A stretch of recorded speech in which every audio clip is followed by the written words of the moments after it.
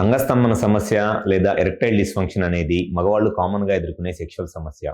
అయితే ఈ అంగస్తంభన సమస్య లేదా ఎరెక్టైల్ డిస్ఫంక్షన్ లాంటి సెక్షువల్ ప్రాబ్లమ్స్ని ఎదుర్కొనే చాలామందిలో ఉండే ఒక ప్రాబ్లం ఏంటి అని అంటే వాళ్ళకి అంగంలో అంటే పెన్నిస్ లోపల ఉన్న మజిల్ కార్పోరా క్యావర్నోజా అనే మజిల్ ఉంటుంది. ఆ మజిల్ అనేది డ్యామేజ్ అయిపోవటం వల్ల పెన్నిస్కి బ్లడ్ సప్లై వస్తున్నా వాళ్ళకి ఆ మజిల్ అనేది డ్యామేజ్ అయిపోవటం వల్ల ఎరెక్షన్ ప్రాబ్లం వచ్చి సెక్షువల్గా ఇబ్బంది పడుతూ ఉంటారు.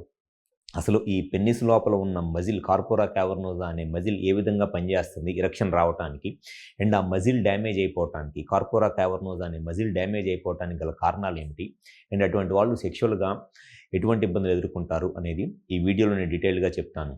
నా పేరు డాక్టర్ కాంతి కుమార్ రెడ్డి, కన్సల్టెంట్ ఆండ్రాలజిస్ట్, జై ఆండ్రాలజీ అండ్ మెన్స్ హెల్త్. మాకు విజయవాడ, వైజాగ్, రాజమండ్రి, నెల్లూరు మరియు కర్నూలులో బ్రాంచెస్ ఉన్నాయి. నేను మగవాళ్ళలో ఎటువంటి సెక్షువల్ సమస్యలు ఉన్నా, ముఖ్యంగా అంగస్తంభన, సిగస్క్లోన్ అండ్ సెక్షువల్ ప్రాబ్లమ్స్ని ట్రీట్మెంట్ చేస్తాను. చాలామంది మగవాళ్ళలో సెక్షువల్గా ఈ అంగస్తంభన సమస్యతో బాధపడటానికి ఒక కారణము ఈ పెన్నిస్ లోపల ఉండే ఈ కార్పోరా క్యావర్నోజా అనే మజిల్ ఉంటుంది. ఈ కార్పోరా క్యావర్నోజా అనే మజిల్లో ప్రాబ్లం ఉండటం వల్ల చాలామంది ఈ అంగస్తంభన సమస్యతో సెక్షువల్గా ఇబ్బంది పడుతూ ఉంటారు. అసలు ఈ కార్పోరా క్యావర్నోజా అనే మజిల్లు ఏ విధంగా సెక్షువల్గా ఎరెక్షన్ రావడానికి హెల్ప్ అయ్యిద్ది అండ్ ఈ మజిల్లో ప్రాబ్లం రావడానికి గల కారణాలు ఏమిటి అని అంటే, ఎప్పుడైనా సరే మగవాళ్ళలో సెక్స్ చేయాలి అనే కోరిక వచ్చినా లేదా సెక్స్లో కలుద్దాము అనుకున్నా పెన్నిస్ లోపల ఉండే ఈ కార్పోరా క్యావర్నోజా అనే మజిల్లోకి ఈ క్యావర్నోజల్ ఆర్టరీస్ నుంచి బ్లడ్ సప్లై బాగా ఎక్కువగా వస్తుంది. సో ఈ బ్లడ్ సప్లై ఎక్కువగా రావటం వల్ల ఈ మజిల్ అనేది ఈ బ్లడ్ వచ్చినప్పుడు స్ట్రెచ్ అయ్యిద్ది, మజిల్ సాగిద్ది అనమాట.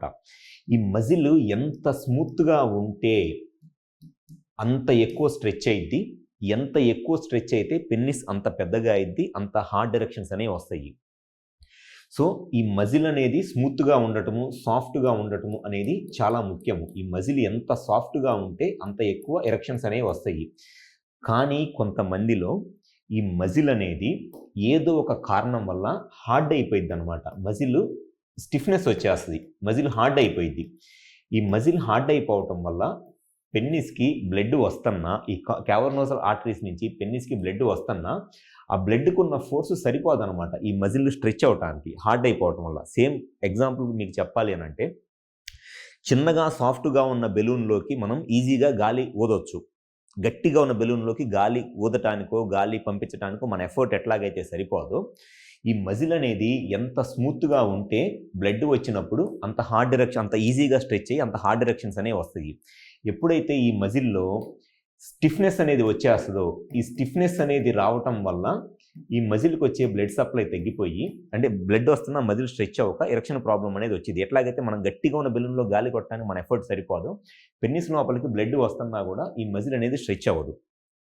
సో ఈ మజిల్లో ఈ స్టిఫ్నెస్ అనేది రావడానికి గల కారణాలు ఏమిటి అని అంటే, ఫస్ట్ వచ్చేసి స్మోకింగ్. ఎవరిలో అయితే ఈ స్మోకింగ్ అలవాటు, ఎక్కువగా సిగరెట్లు తాగే అలవాటు ఉంటుందో, ఈ స్మోకింగ్ అలవాటు ఉన్న వాళ్ళలో చాలామందిలో ఈ మజిల్లో ఈ ప్రాబ్లం అనేది వస్తుంది.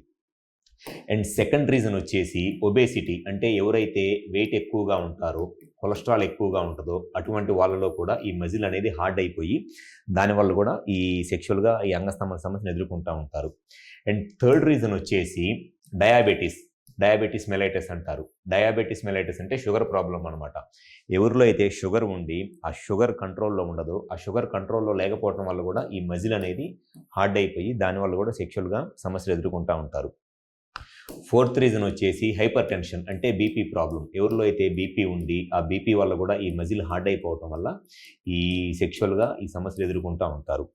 వీటన్నిటితో పాటు ఒక ముఖ్యమైన కారణము చాలామందిలో ఇన్ఫెక్షన్ గనక ఒకసారి ఈ మజిల్కి వచ్చినట్లయితే ఆ ఇన్ఫెక్షన్ వల్ల ఈ మజిల్ కంప్లీట్గా హార్డ్ అయిపోయింది.